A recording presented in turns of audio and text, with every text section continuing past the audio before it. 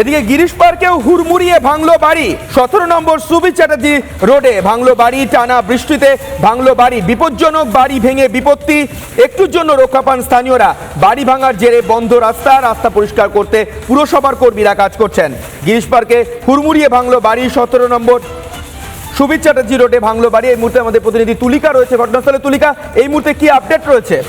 রাস্তার ওপরে যে বাড়ি, সেই বাড়ির একাংশ আজ সকাল 7টা থেকে 7:30টার মধ্যে ভেঙে পড়ে এবং বলা চলে যে এই যে বাড়ি, এই বাড়ির পাশের আমি একটুখানি রাস্তাটা দেখানোর কথা বলবো অমিতকে। তার কারণ হচ্ছে এই রাস্তা দিয়ে প্রতিনিয়তই যারা স্থানীয় এখানকার বাসিন্দারা রয়েছেন তারা যাতায়াত করেন এবং বলা যেতে পারে আজ সকাল 7টা 7:30 নাগাদ এই ঘটনা ঘটার জেরে কিন্তু প্রাণ রক্ষা পেয়েছে। মানুষ বসবাস করতেন এই রাস্তায়, কেউ ছিলেন না।